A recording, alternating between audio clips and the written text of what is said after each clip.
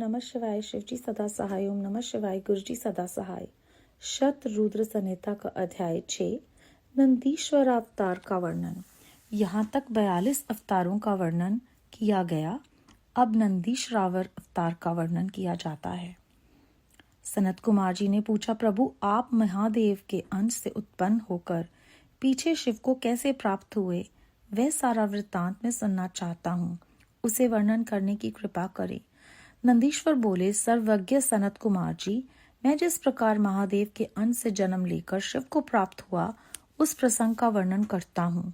तुम सावधानी पूर्वक श्रवण करो।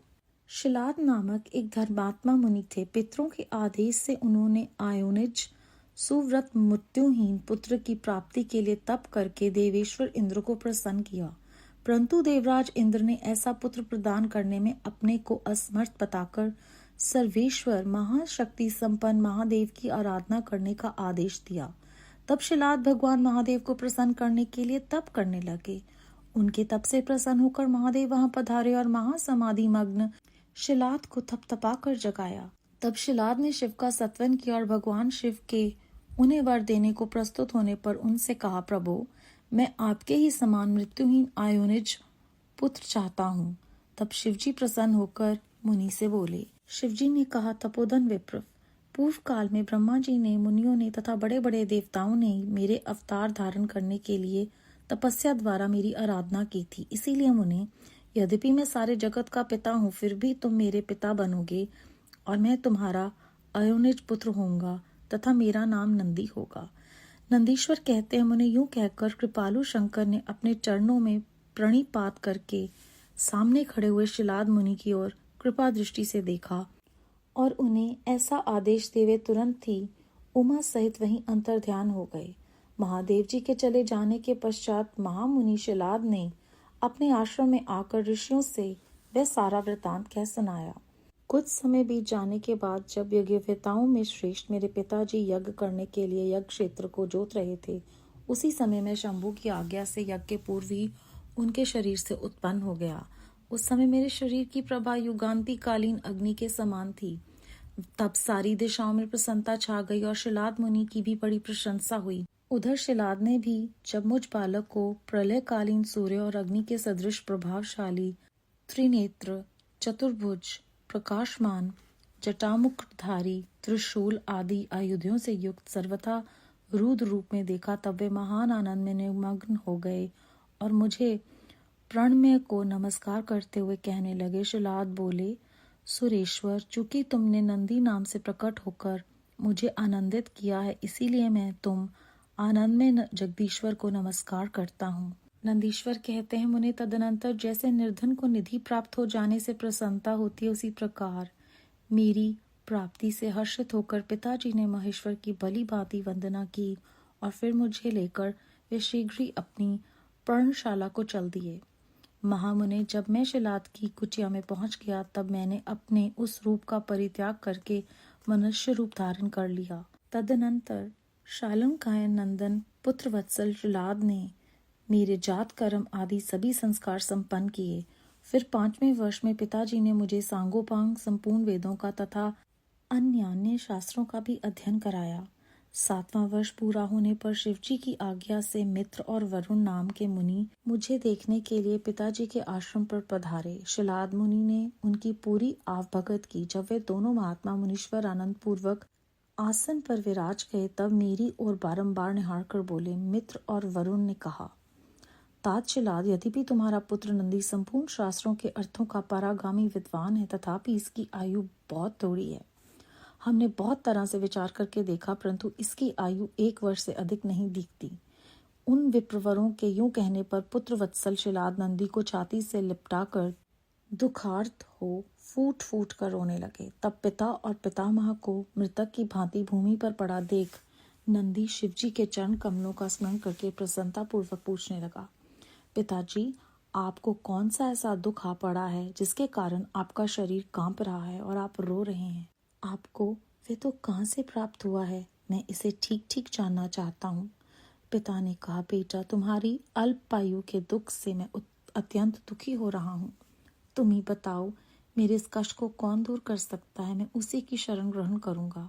पुत्र बोला, पिताजी, मैं आपके सामने शपथ करता हूँ और ये बिल्कुल सत्य बात कर रहा हूँ कि चाहे देवता, दानव, यम, काल तथा अन्य प्राणी ये सब के सब मिलकर मुझे मारना चाहें तो भी मेरी बाल्यकाल में मृत्यु नहीं होगी, अतः आप दुखी मत हो।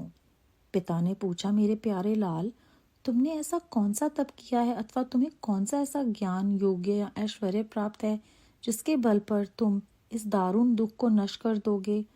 पुत्र ने कहा, तात, मैं ना तो तप से मृत्यु को हटाऊंगा और न विद्या से।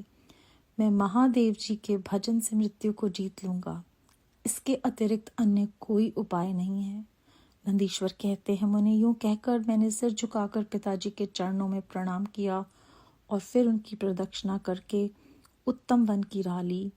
अध्याय 6 समाप्त। इस अध्याय में सनत कुमार जी के पूछने पर नंदीश्वर जी उन्हें बताते हैं कि किस प्रकार उनका ये अवतार जो है वो शिव जी का अवतार है। वो कहते हैं कि शिलाद, उनके पिता जो धर्मात्मा थे, वो बहुत तप कर रहे थे। उनकी तप से प्रसन्न होकर शिव जी ने उन्हें ये वरदान दिया कि मैं आपके यहाँ पुत्र बनकर आऊँगा, क्योंकि देवताओं ने, ब्रह्मा जी ने, सब ने ये तपस्या द्वारा आराधना की है कि मेरा अवतार धारण हो पूर्व काल में, तो मैं सारे जगत का पिता हूँ, फिर भी आप मेरे पिता बनोगे। यहाँ पर जो ध्यान देने वाली बात है वो ये है कि शिलाद को महादेव जी ने थप थपा कर उठाया। वो कितनी घोर तपस्या कर रहे थे और अपनी इंद्रियों को वो जीतकर महासमाधि मग्न हो गए थे। जब शिलाद यज्ञ क्षेत्र को जोत रहे थे, उसी समय शिव जी ने नंदीश्वर का अवतार लिया और वो जिस रूप में आए, उस रूप से शिलाद को ज्ञात हो गया कि ये शिव जी महाराज ने ही नंदी के रूप में अवतार लिया है, क्योंकि वो प्रभावशाली सूर्य और अग्नि के समान प्रभावशाली थे, चतुर्भुज थे, उनके 3 नेत्र थे और वो प्रकाशमान थे, जटा मुकुटधारी थे, त्रिशूल था उनके पास आयुध थे और वो रुद्र रूप में उन्होंने उसको देखा तो वो समझ गए। किंतु जब शिवजी महाराज नंदी के रूप में घर में जाते हैं तो वो मनुष्य का रूप धारण कर लेते हैं। तो यहाँ पर हमें फिर से गुरु महाराज ये याद करा रहे हैं कि वो किसी भी रूप में हमें कभी भी दर्शन दे सकते हैं।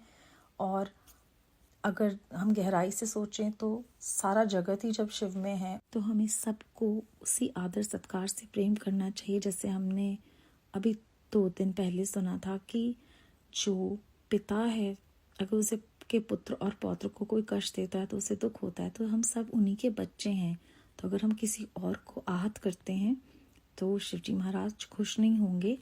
इसके अलावा एक और बहुत महत्वपूर्ण बात जो इस अध्याय में हमने सुनी है कि देवराज इंद्र से जब शिलाद ने ये तपस्या करके पुत्र मांगा था तो उन्होंने कहा था कि मैं असमर्थ हूँ, केवल महाशक्ति संपन्न महादेव जी की ही आराधना करने का उन्होंने उपदेश दिया।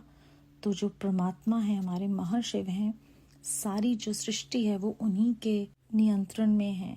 इंद्र जैसे देवता भी सब कुछ करने में समर्थ नहीं है, तो मनुष्य जो है हमारे पास तो कुछ भी नहीं, सब कुछ करन करावनहार वो परमात्मा है। जब मित्र और वरुण ने शिलाद को बताया कि 1 वर्ष से अधिक नंदीश्वर की उम्र नहीं है, वो अल्पायु हैं, तो ये सुनकर जो शिलाद जो है वो बहुत रोने लगे। उन्हें रोता हुआ देखकर नंदी जी ने पूछा कि पिताजी क्या हो गया, आप क्यों रो रहे हो? तो उन्होंने सारा वृतांत बता दिया कि तुम अल्पायु हो और मैं बहुत दुखी हो रहा हूँ। तो जो उनको नंदीश्वर उत्तर देते हैं वो हम सबके लिए बहुत बड़ा मार्गदर्शक उत्तर है। वो कहते हैं कि ना तो मैं तप से ना विद्या से अपनी मृत्यु को हटाऊंगा, मैं महादेव जी के भजन से मृत्यु को जीत लूंगा, क्योंकि और कोई उपाय नहीं है। कितनी गहरी शिक्षा और निष्ठा का उदाहरण दिया है नंदी जी ने। तो हम देखते हैं कि वो सदा भगवान शिव के साथ ही हैं। आगे चलकर हम और जानेंगे कि कैसे उनका जन्म, वर प्राप्ति, अभिषेक और विवाह हुआ। इस अध्याय में सबसे महत्वपूर्ण बात यह है कि सब कुछ शिवजी महाराज के हाथ में है। देवता भी असमर्थ हैं सब कुछ करने के लिए, लेकिन नंदी जी के इस दृढ़ निश्चय ने हम सबको प्रेरणा दी है कि सब कुछ उन्हीं को दे दें, वो ही हम सबके लिए सब कुछ कर सकते हैं। बेअंत शुक्राना गुरु जी महाराज। ओम नमः शिवाय। शिव जी सदा सहाय। ओम नमः शिवाय। गुरु जी सदा सहाय।